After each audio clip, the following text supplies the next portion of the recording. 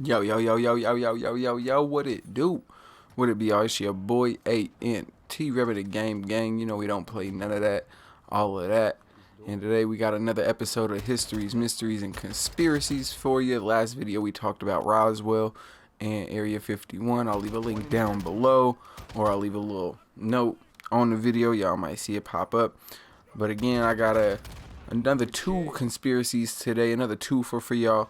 Today we're going to be talking about Operation Paperclip and whether or not we really did go to the moon or not. Now let's get into Operation Paperclip first, because that kind of explains whether or not, in my opinion, if we really went to the moon. And so let's set the scene a little bit, get some context for this. Context to be important. Got to get the context clues. And let's go all the way back to the end of World War II. And we marching through Germany, like, sliding through Warsaw, like we from Warsaw. You feel me? Shout out FBG Duck and all that. But so we marching through Germany. The Nazis is clearly losing. Hitler about to kill himself, if not he already did. And around 1945, America started recruiting.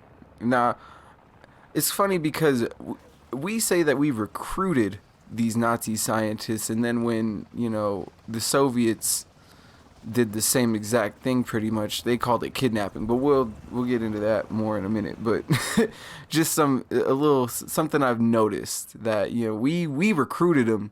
We recruited our scientists, but the Soviets just stole them. They kidnapped them and, all of that. Like, it's pretty much the same what we did. We told them either y'all gonna die or y'all could come with us and be scientists for America. And around 1,600 Nazis were recruited, and none of them were found guilty during the Nuremberg trials, which, I mean, some may have been absolutely, innocent and just went along with whatever, I'm just trying to get paid as a scientist and work on my science.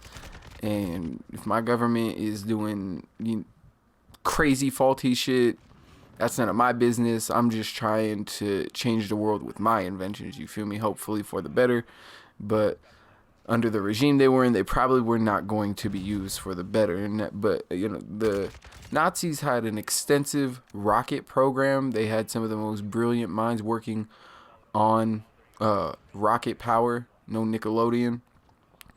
And Werner von Braun was one of these scientists, and he was actually a big name in a very controversial figure in history, as his role in the Nazi regime is often, it's disputed, but for the most part it's agreed upon that he was not a supporter of the Nazis. I mean, he was a member of the SS.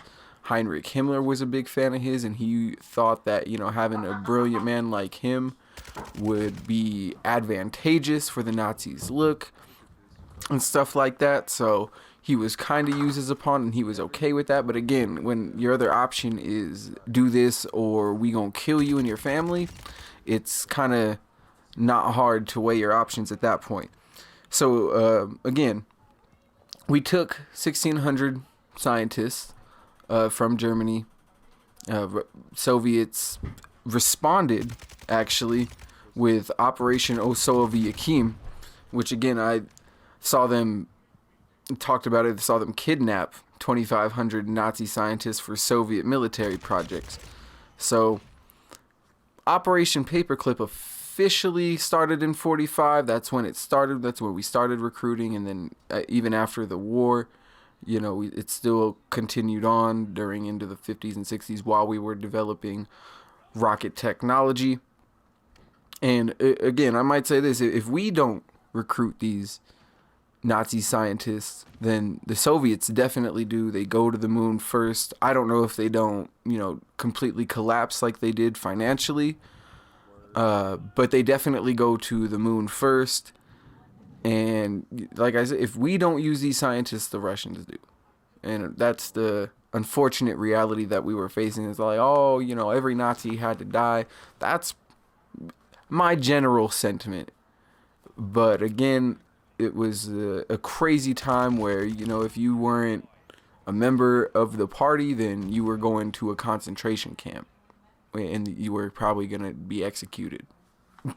And so, not hard to kind of weigh your options. And human survival mode is, obviously a huge thing. If you ask someone whether they want to die or live, it's pretty cut and dry what most people are going to choose. And just keep in mind that a year before all this went down, the Operation Paperclip and the Operation Osoa Viakim, Harry Truman took over after Roosevelt had died, and he dropped not one but 2 nukes on Japan. And really, some of this was to show the Soviets that we weren't fucking playing. So Stalin started stockpiling scientists and nuclear weapons, and the Cold War, as I mentioned in my previous video, it was pretty much on and popping right after World War II started. We figured out that the Soviets had planned to pick up kind of where Hitler left off with the world domination and from a communistic point of view. And we were like, oh, fuck, here we go again. So during the 50s, both the USSR, the Soviet Union, what it would be called, or what it was called back then, and the United States would set their eyes on space while keeping their fingers on their respective metaphorical and real buttons. U.S. claimed that they were working on launching a satellite in early 1950s, and USSR quickly responded days later with their own satellite ambitions in the near future. While both of us, we had already had nuclear weapons at this point, as I mentioned, and Russia was starting to develop them, and we were trying to do everything we could, counter espionage, spying, Call of Duty Cold War. I haven't played the story mode, but all that spy shit and all of the games, as far as, secret military operations going on, 100% was going. I don't know if to the extent, like the numbers and Mason and all that. I don't know if the validity and all that. I mean, it's a game, for God's sake. You can't take everything in it, but we was really into it with the Russians. I mean, you're seeing it in media. One of the main points that I could think of is WWE with their Iron Sheik from Iran, and Nikolai Volkov with the Russian, character, that brooding, Eastern European gimmick that they have ran into the ground forever. I mean, it stems from this. It stems from the Cold War. The Red Scare was absolutely real. And so on October 4th, 1957, Russia launched the first successful satellite, Sputnik 1, and then around 4 years later, in 61, Yuri Gagarin, I don't know if I'm saying that last name right, but he became the first person to orbit the Earth from outer space. And Russian M was putting up numbers on the space race scoreboard, but they still nuked themselves before anyone else. Word to Chernobyl, USA #1, baby. But for real though, the Soviet Union had America on its heels, and the fact that they were keeping up with and even beating America in technological advancements, it had a lot of Americans shook from the bottom all the way to the top. So on July 20th, 1969, America sent Neil Armstrong and them up to the moon, and the rest is history. America won the space race. The Soviet Union was downhill from there. They folded in 91, and the whole Cold War and post-Soviet Europe are, they're rabbit holes to be explored later, but we just going to focus on the space race for now. So in closing, yes, America used former Nazis and Nazi intelligence to get us to the moon. We also use other technology that I'll talk about more in a future video. Definitely got one planned for some of the women who were involved in the math that was involved in getting us there.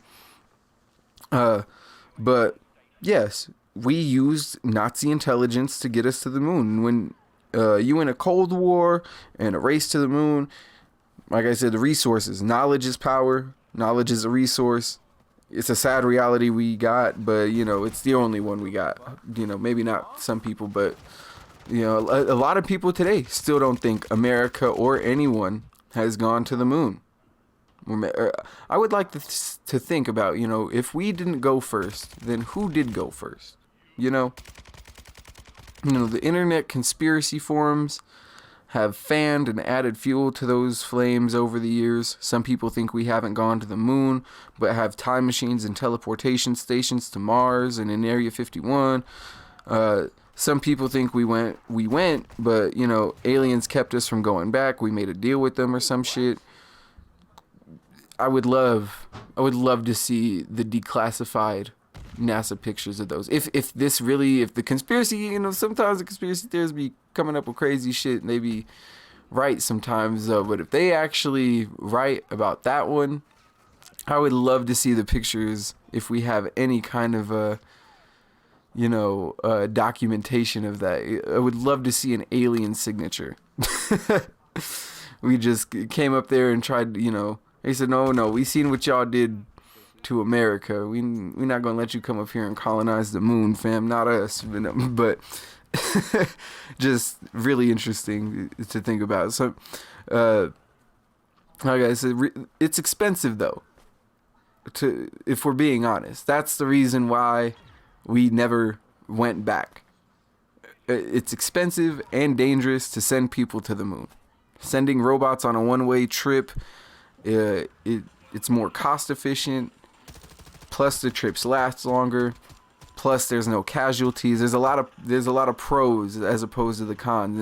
And I don't work at NASA. I'm sure if they knew or saw anything, something would have been declassified by now. But who knows? If aliens do live among us or they seen us, I'm sorry, Earth is ghetto as fuck, y'all.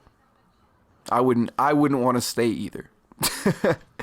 But another something to note: China, Russia, and Japan all confirmed themselves that America went first. Those three countries are probably the last countries that have any reason to lie for America. And they actually have every reason to do the opposite and lie on America's pristine name.